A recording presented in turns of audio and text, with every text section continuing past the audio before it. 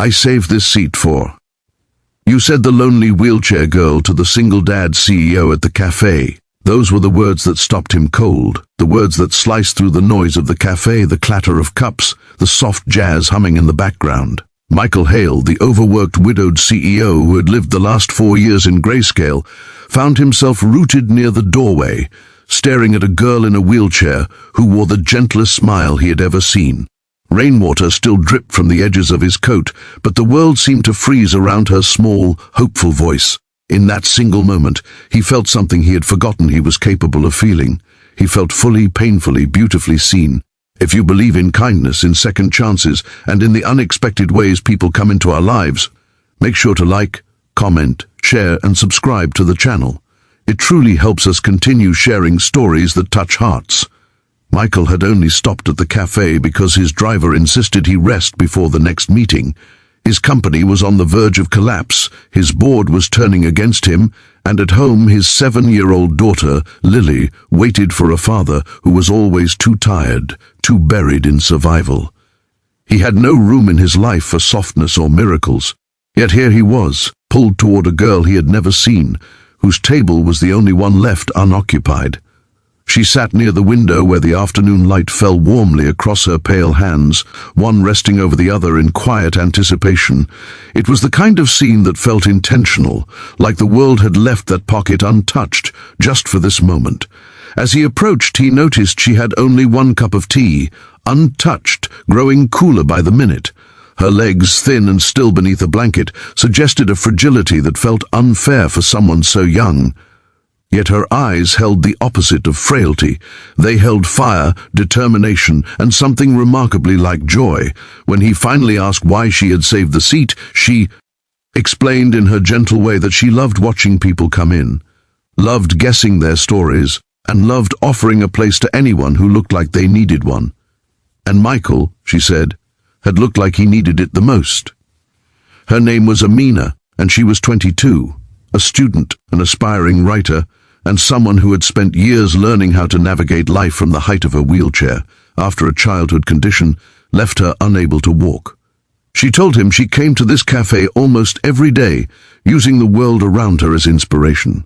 But there were days, like this one, when she simply wished someone would sit with her without pity, without awkwardness, without rushing past her like she was invisible.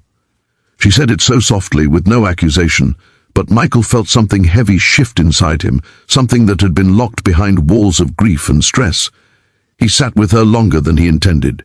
He told her things he rarely admitted out loud, that he felt he was failing Lily, that he feared losing both his company and the last pieces of the life he had built with his late wife, that sometimes even getting through breakfast felt like a mountain. She listened with the intensity of someone who understood the weight of battles unseen. She never interrupted. She never offered empty reassurances. She just listened, absorbing his words like sunlight. Over the next days, Michael found himself returning. He told himself it was coincidence at first. He happened to pass by, he needed coffee, he needed quiet. But the truth was simpler. Amina made him feel human again. She asked him to describe Lily, and he found himself smiling as he talked about her drawings, her laughter, the way she slept with all her stuffed animals in a line like tiny guards. Amina shared her own dreams of writing stories that made people feel less alone, and how, even on the hardest days, she believed the world still held unexpected beauty. She spoke of resilience not as something grand, but as something gentle, choosing hope when everything felt heavy. It wasn't long before he introduced Lily to her. The little girl immediately adored her, sliding her drawings across the table, eager for Amina's reactions. And Amina, with endless patience, admired every scribble, telling Lily she had the soul of an artist. Michael watched them together, feeling pieces of his life realign quietly. The cafe became their safe place, a small sanctuary where the three of them built something fragile and new, but life as always tested them. One rainy afternoon, Michael arrived shaken after learning that the board intended to remove him as CEO. He felt humiliated, defeated, terrified of what this would mean for his daughter. When he confessed this to Amina, she surprised him by growing emotional for the first time in their weeks of knowing each other. She told him that losing something didn't mean he was losing everything.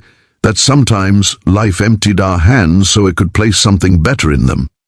She said she knew what it meant to lose parts of yourself you once depended on, and that sometimes the rebuilding made you stronger in ways you never expected. Her voice trembled when she said it, and Michael realized she wasn't speaking only to comfort him.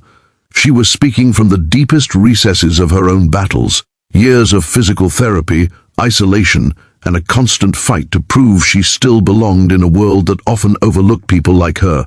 She had faced loneliness far heavier than anything he had carried, yet she still smiled at strangers and saved seats in cafes. Her courage humbled him. Inspired by her words, Michael went back to his company not to fight for his title, but to fight for clarity. He realized he didn't want to lead from burnout and fear anymore. He didn't want Lily to grow up with a father who couldn't see past spreadsheets and deadlines. Whether he remained CEO or not, he wanted a life he wasn't just surviving, but living. That shift changed everything. The board didn't reinstate him, but he left with dignity and a sense of freedom he hadn't felt in years. And for the first time in a very long time, he felt capable of choosing happiness. If this story has touched your heart so far, please remember to like, comment, share, and subscribe. Your support helps keep these emotional stories alive. Michael returned to the cafe that evening, exhausted but lighter. When Amina saw him, she simply smiled and said she had saved his seat again. But this time, when he sat down, he placed something on the table, a small notebook, blank except for the first page. On it he had written, "For our stories, whatever life builds from here." She looked at it for a long moment, tears shining but never falling, and whispered that she thought they were both ready for new beginnings. Before we reach the ending, please take a moment to comment down below. Tell us what part of the story resonated with you the most. Michael realized, as they sat there watching rain glide down the windows, that sometimes the most unexpected people save us in ways we never anticipated. And sometimes all it takes is a lonely girl in a wheelchair saving a seat, not just at a table, but in a heart that had forgotten how to hope.